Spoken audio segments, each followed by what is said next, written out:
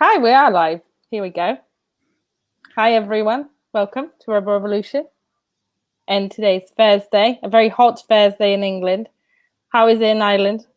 Very hot and humid. I think it's the hottest day of the year so far. It is so hot everywhere.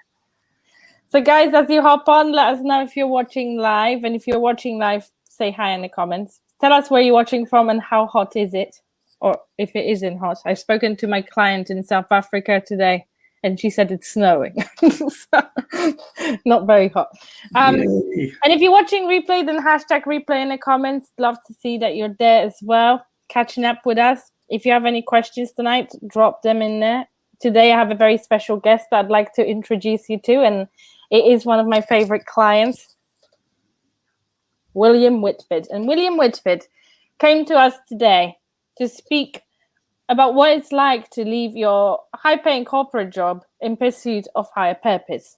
Because a lot of you might be in that place right now where you've got a good career going on, but you want more.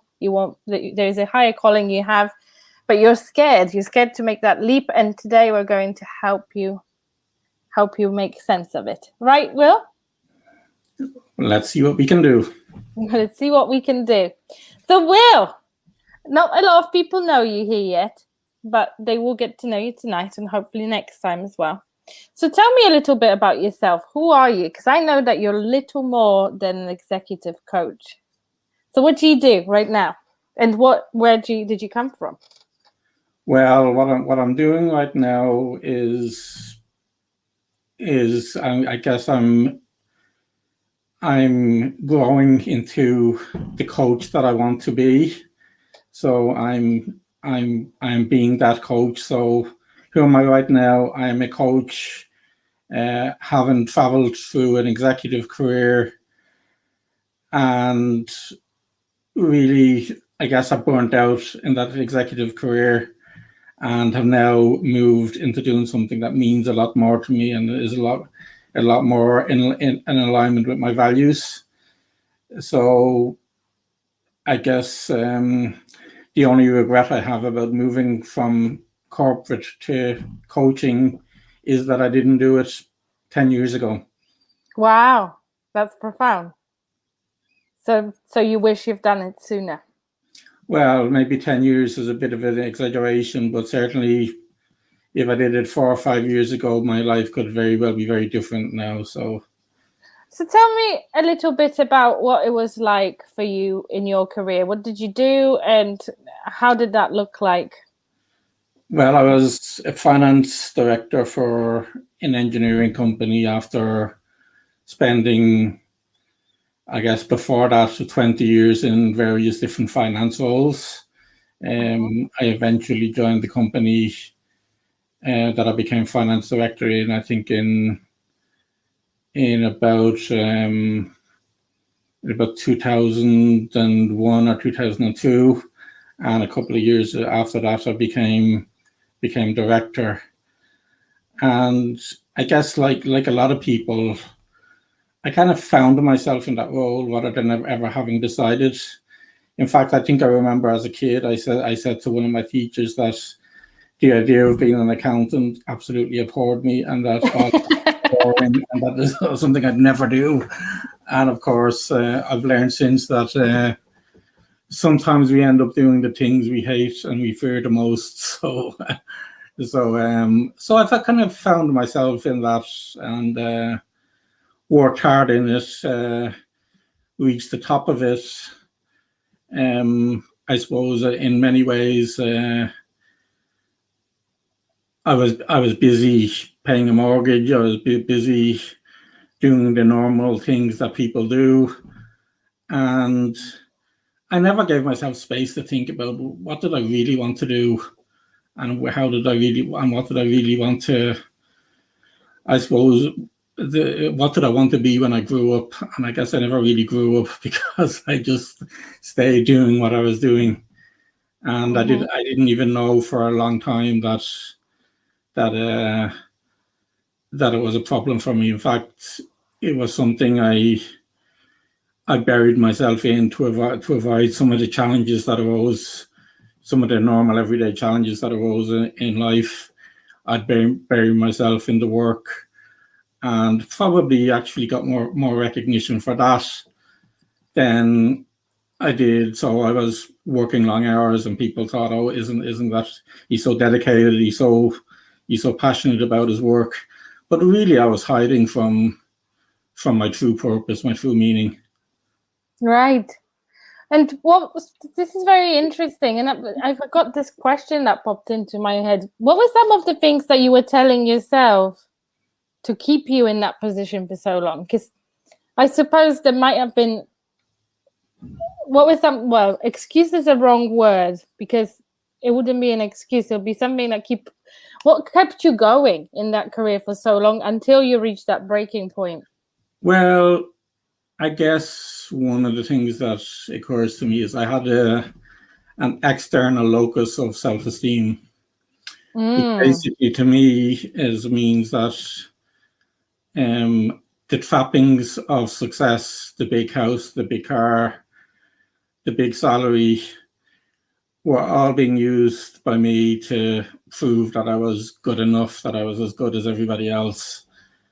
And of course, it was all bullshit. I mean, I never really felt that way. The imposter syndrome was very strong in my life at that time, and I was always expecting the axe to fall. Having said that, I did gain the respect of a lot of people I worked with because I was considered to be good at my job, to be dedicated to it. I would worry. I would lay in bed at night, sleeping or not sleeping, thinking about what was going on in work, what the problems were in work, and all around me in my family life, where I was really needed, where I was really where my purpose really lay. All of that was falling apart, was crumbling around me. I was worrying about making an impression on people that didn't really impress me. And the root of that, the heart of that was low self-esteem and depending on other people and other things to boost my sense of self. I think I can really relate to that. Impressing people that don't impress me. I used to feel like that in my previous careers a lot of the times as well. And where do you think that came from?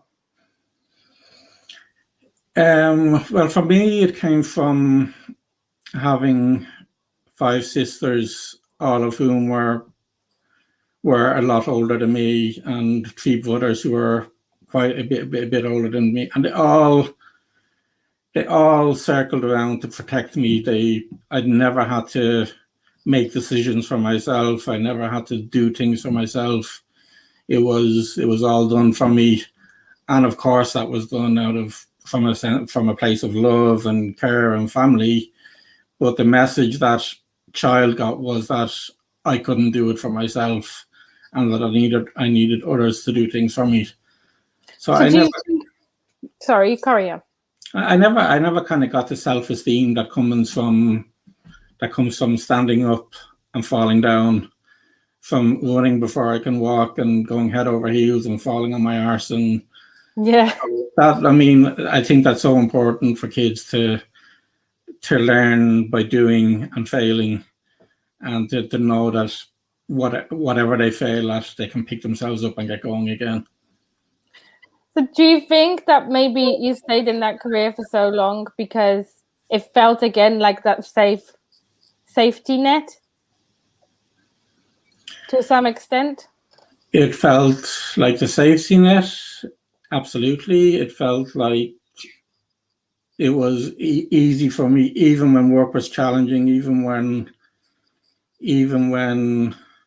the shit was hitting the fan, if you excuse the expression. Even when the shit was hitting the fan, work was easy, it was safe, and it never really challenged me at a deeper level. Okay, technically it challenged me, but at a deeper level, I wasn't connected to the people.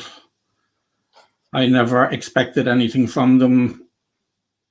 They possibly expected things from me, but I certainly never asked anything from them. And And you know I've got a problem with asking. I do know you have a problem with asking, but you're working on it. You're Yeah, working on it. yeah. So that was very much it. It was the well-worn path and it was the easy path to take. And I suppose I just carried on that path until a real disaster happened that forced me to consider the whole meaning of what I was doing and why I was doing it. And so, I mean, that's the one thing I say to people now is don't wait for a disaster to change your life. Take control of it, understand it, know what you want, and change it yourself. Invariably, disasters come along, but it's painful. It's a painful way to go, to wait for the disaster to change your life. Absolutely, go for your desires before you have to react to life to do that, right? Absolutely, and pay attention to what's really important to you. I mean, that's one thing that I would say is if there's an old kind of metaphor about watering the flowers and watering the weeds, and I was watering the weeds thinking that they were going to provide a lot of happiness and a lot of the things that define success or traditionally define success. So I was watering the weeds, and all around me the flowers were dying, and I didn't realize it until I had to. And you know what? Thank you for saying that, because again, I can really relate to that, and I can see that so many people in the comments are also saying that. I think we all sometimes get caught up and water the weeds instead of the lovely flowers and plants around us, because we think that the gratification, the success is in the wrong places. It's that the happiness that we can get and the purpose is just in the wrong thing. So thank you for saying that, because I think a lot of people can relate. And so what was like the breaking point for you? It's like, when was the moment where you're like, okay, fuck it. I can't imagine you saying that, but I'm done here and I'm ready to go after what I truly, really want. I know that it was caused by live events, but what was that like in work mentality as well? Well, I guess the change, the turning point for me, and kind of my mindset was never the same after I came home one afternoon and found that my 3-year-old daughter had passed away. So that was shocking. It was the type of disaster that can be difficult to pick yourself up from. After that, I think I took about 2, maybe 3 weeks off work, and I went back to work. I was given a lot of space and a lot of time to kind of come to terms with things. But the reality is that I never really valued that career after that, because I realized that I spent so much time looking after that career, looking after those weeds, that the flowers around me were withering. And so I carried on, I guess, in that kind of working. I never worked the same long hours again, because I needed to prioritize other things. So I never worked those long hours again. At least not physically in the office. I used to come home and do a lot of work at home that kind of went unrecognized. So I never. So that was really the turning point. But I suppose it took me 2 years, really, before I was in a position to finally make the break. And it was 2 years too long. I should have made the break before that, or I should have made the break at that time. Or in hindsight, I should have made the break 2 years before that, and maybe things would be different now. But But then who knows? Maybe they'd be different in a completely unknown way. So we can't rewrite history. But I mean, all I can say is that that was the turning point. I never was committed, so I never was committed to that career in corporate anymore. And I recognize the importance of connection, that what we really want around us is people. What we really want around us is that connection to people, that sense of belonging, that sense of love, and in the wider sense of it, the sense of family. Of course, I can't even imagine what you've been through, but there is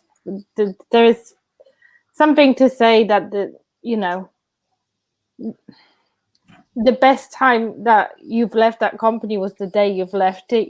There's no point looking back or looking forward, and because there was a reason you needed that job in that hard time potentially to keep you going, right? And there's no point in what ifs, is there? I mean, at the end of the day, we start where we're at, and where I'm at now is in a much more kind of meaningful, much more purposeful place. Absolutely. And looking forward with an occasional look in the rearview mirror, but a look that's kind of inspiration, that inspires me to do better things, rather than looking back with regret. You're one hell of a strong man, you know that. The story of the stick. If you have one stick and you bend it, it'll break. But if you have 3 or 4 together, bend them and they won't break. So that strength comes from connection. It comes from having people around who support and help. And for too long a time, I was that single stick, trying to handle the stress of being bent in different directions. But once I captured the realization that together we're stronger, then that's where it comes from. Absolutely, I love that. So I can't tell you who because this app doesn't tell me, but somebody's asking you a question. How hard was it making the decision to leave that job? Well, the end finally came in a way that it was a mutual decision between me and my employer. So it was a mutual decision, and that actually,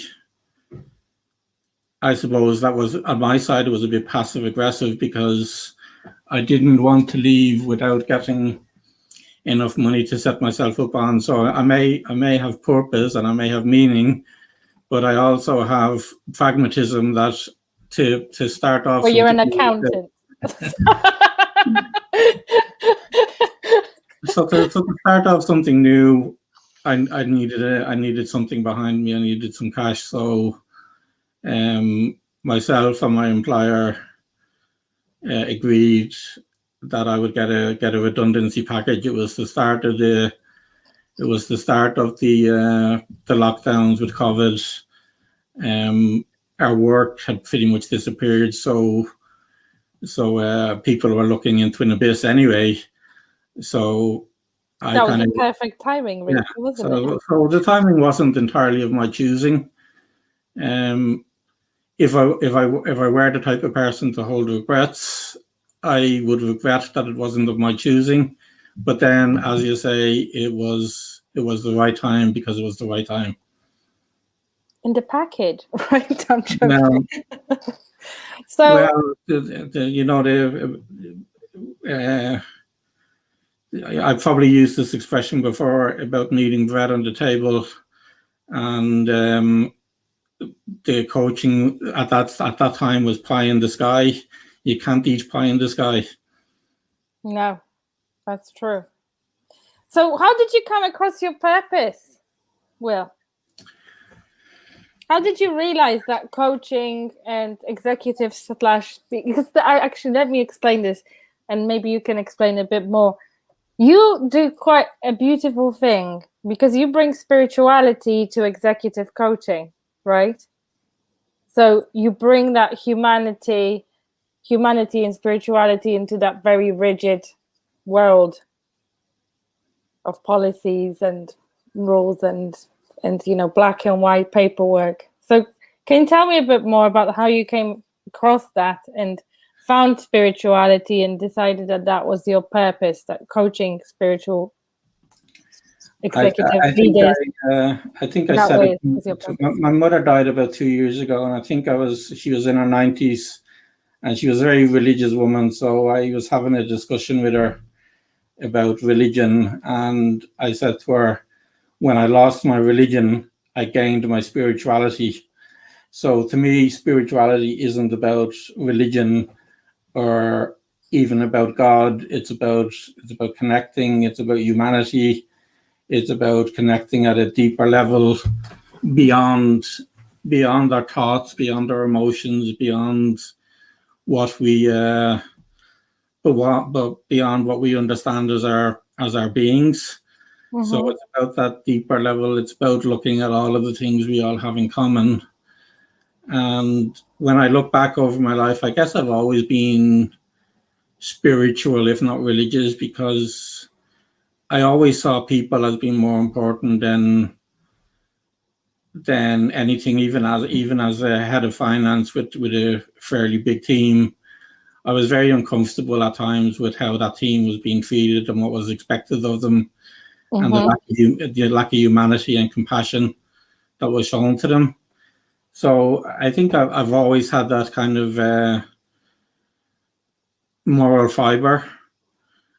And you know how I hate bragging, so that's not a brag. But I think I always had that moral fiber, that sense of wanting to be compassionate, to be loving of people. And I think in my career, I did something that very few other finance people do, and that's I studied coaching. I did a master's in coaching.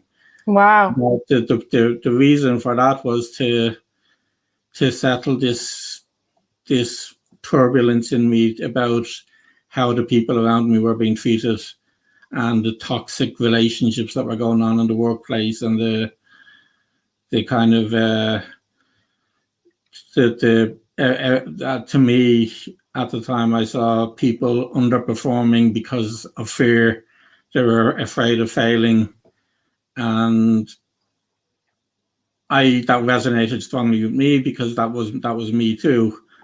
So I questioned that. I studied coaching, and I introduced the coaching culture into the team that I was working in. So at least it made life a little bit better for that team. It may not have expanded throughout the company as I would have hoped, but at least it made life a bit better for them, and hopefully it made their performance a bit better too. But ultimately, what I have to say that there were some people in my team who, like myself, really were there because they wanted to pay the bills and because they wanted to do the practical things. And if I asked them why they were doing it, what was their purpose, they couldn't answer. They never thought about it, or it just was a strange question for them. So I think there's a lot of people in that culture who just don't take the time for themselves to understand who they are. And as I said, that kind That's of not rewarded in that environment as a default, right? Well, what was I was laboring under a false belief that what would be recognized, what would be rewarded was hard work, and therefore the long hours. But ultimately, that's not what was rewarded at all. At least in the organization that I was in, what was rewarded was being a yes man, or a yes person, I should say, and agreeing with everything your superior said, not upsetting the apple cart in any way, and being liked. So what was rewarded was sucking up to people, I guess, and maybe I did that. Maybe I did that very well for quite a long time, but it never really sat well with me. No, it didn't, did it? Because now you're doing what you're meant to be doing, and you know what? Have you noticed the comments? I haven't been able to see the comments. Well, a lot of people saying just tells that you're a true leader, and that's exactly what I meant to say to you. The fact that you're bringing that emotional intelligence and you brought that brought the humanity back into the office and cared about humans, not just the numbers. A lot of people here are saying that, you know, that there's a small percentage of people in corporate that like you, and you're one of the leaders amongst senior staff, you know. And I'd like to find a few of them and bring them on a journey with me. I think it's funny because we can bring this up. So you recently spoke to a colleague, and I'm bringing up the situation about, and they offered you to do a workshop, right, in your past company, but the person that you were supposed to speak to was off with stress. Yeah, that's right. Yeah. And that tells a lot. There's such a big need for what you do. Yeah. So Will, give us a few tips, okay? Because there's a few people watching who are probably in a very similar position to the position that you were in, you know, in a 9-to-5 job, not very happy there, but it pays the bills. And now they've discovered coaching, and they want to build a successful business as a coach. But they're scared. They have doubts. Will I be good at it? Will I pay the bills? Is it my true purpose? How do you start untangling these things and determining whether leaving your job is the right move? And how do you go about finding your purpose? So you're the expert on that. Well, for me, I think it's very, very important that you can't change something unless you're aware of it. So for me, the first thing is to become aware of it. And that can be difficult in that environment because you're just so busy.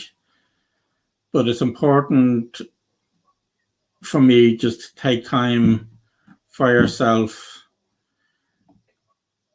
free of the stress, free of the pressures of the day-to-day, just to take time for yourself. Meditate if that's your thing, but if you're not into meditation, just relaxing, reflecting, and even better if you can journal it. Understand what it is that drives you. Understand what it is that find your why. If you're working 9-to-5 because your most important thing at the moment is to pay your bills, that's perfectly fine, so long as you know that that's why you're doing it.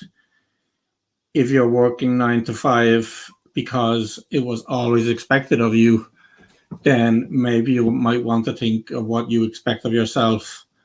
So taking the time to know your why, to know why you're getting up every morning with a knot in your stomach, feeling absolutely lousy, fearing the meeting that's coming up, fearing the conversations you have to have that day. Yeah. If you can understand what drives you to carry on with that, then that's a very big first step. And also be conscious of the effect that the body keeps the score, right? So if you keep that stress on your body, if you keep that pressure up without taking the time to diffuse it, to let it go, at some stage the body's going to say enough. What are some of the signs? What are some of the signs in the body that your body's telling you, get out of there? Okay, get out of there and go for what you're meant to be doing. How did your body signal it to you? Well, for me, it was the knot in the stomach going to work, particularly on a Monday morning. you've possibly spent a sleepless Sunday evening worrying and stressing about what's going to happen in work the next day. Your stomach is in a knot. You're feeling tired. You're feeling your thoughts are cloudy, and all you can think of is that next meeting. Your wife or partner or husband or whoever is sitting there beside you, and you're not really present. These for me were all signs that it was time to go. It was time to recognizing that is another thing, but the signs are definitely there. And what do you think goes into making that decision? Because making decision, well, if you want to become an entrepreneur, and being a coach is ultimately becoming an entrepreneur, right? You're starting your own business. So making decisions is a very important part of that. But that's a huge decision to make, to just take that leap. So how would you prepare for a decision like that? I am very aware, and that there is still a very strong accountant in here somewhere, that the decision has to be a pragmatic one. It has to be, for me, my mortgage was paid, so I had a lot of financial freedom. I understand that for a lot of people, paying their mortgage is top of their priority. So they may not want to leave their career, but they can certainly do a lot to find meaning and purpose and ditch the stress in that career. Mm-hmm. They can become unfuckwittable in that career. I like the way that sounds. So, and that's actually I'm doing a webinar, I think, on the 20th of August, and I can't use that as my title, even though I'd love to. But the title. Why not? Well, maybe I can. Yeah, I think you should. So okay, guys, tell us in the comments, would you go to a webinar which was called Unfuckwittable? Drop us a number 1 if you would, number 2 if you wouldn't. Let's see what the public has to say. I think it's a freaking perfectly well-suited title, and as everyone watching today will say, you've proved to be unfuckwittable. Well, we love that. We've got 1 in the comments. We've got hell yeah 1. We've got another haha yes. Okay, well So I guess for me, it's been determined. That's so important, and that can help you through those stressful times in your career. And it's about having an internal locus of self-esteem. So loving yourself, knowing that without you, the people who rely on you will not have as good a life as they would with you. So the internal locus of self-esteem is so important. Another one that for me is very important is developing a practice of gratitude. So learning to look around and see the flowers in your life. Oh, yes. Be grateful for them, and to understand that whatever happens in the workplace, that's the weeds, but you're growing the flowers. And that to me is such an important part of ditching the stress. So Will, please tell us if any of the lovely people watching us today feel the need and the desire to work with you, and they need a little bit of help in finding their purpose, finding their why, getting back on track with their spirituality, but also maintaining their sanity in the corporate or helping being transitioned out of it so they can become unfuckwittable, then how could they get in touch with you? Well, obviously I'm very active on LinkedIn and on Facebook, so if they want to DM me on either platform, it's absolutely fine. Could you, after this video, maybe share the links to your group in the comments? Absolutely. I also have a website, sagacity.ie, and there's a link to my calendar on that website, and there's a little bit about me on it as well. So if anybody wants to learn a little bit about me, then have a look at my website. Come to my group, Prosperous Nirvana, and I will make contact with you through that way, or DM me on Facebook or LinkedIn. So I'll be happy to contact you in whatever way it works best for you.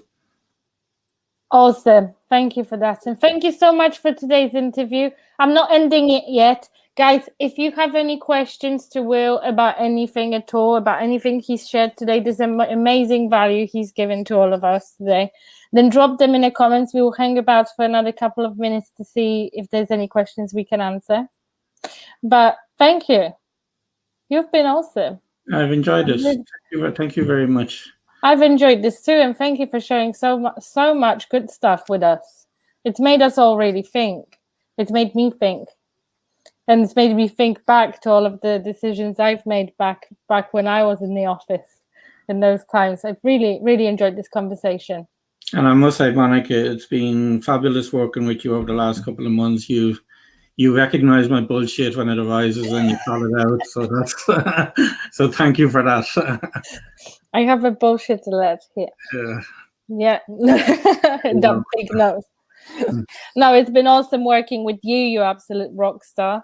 You're teaching us all in the mastermind a lot of very valuable lessons, and I've never met such a strong and such a self-aware man like you. So thank you. Thank you. You've elicited a lot of that from me, so great. Totally unfuckwittable now. Oh, we got a question. Did you feel emptiness after writing job? If yes, how did you transform it?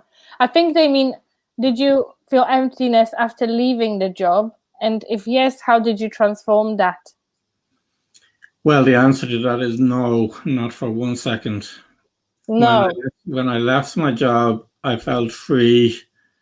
I felt so much energy. I felt so much power. I was still very susceptible to the imposter syndrome, so I still felt as if I could never be a coach or I'd never be good enough. And but I was determined to tackle that, to get rid of it, and I think I'm finally beginning to let that go. So it's so the answer to the question is no. I always felt free. I felt liberated. I felt more powerful than ever. But I was still full of self-doubt. But that's humanity. So guys, if you're thinking about leaving the corporate job in pursuit of higher purpose, I think the lesson of today is do it, right? Just do it. Don't wait for 10 years. Don't wait for 15 years. Yeah. I mean, if you'll be able to eat tomorrow, then start planning on leaving this job and scheming and budgeting. We're going to talk in Will's language for a bit. But don't delay it. Don't delay it. Don't think you have to stay there forever. You're only one plan away from doing whatever the hell you want. Right? And we can all achieve exactly what we want so long as we know what it is. So find out what it is your purpose, or what is that lights your soul on fire, and do it. Absolutely. Is there anything else you'd like to say before we go? Any other questions, guys? By the way, you can find Will in Prosperous Nirvana Facebook group. He will put the link in the comments. I would do it now, but it won't let me comment on through StreamYard. So we will tag it later. Anyone else has any more comments, or you would like to say anything else? By the way, Will is available for podcast interviews. So if anyone has a podcast that they would like to invite him to so he can share his story, then he's absolutely available for that. I just think you're a great storyteller. I'm going to stop trying to suck up to you. But honestly, I think I love reading what you've got to say. I love seeing you flourish.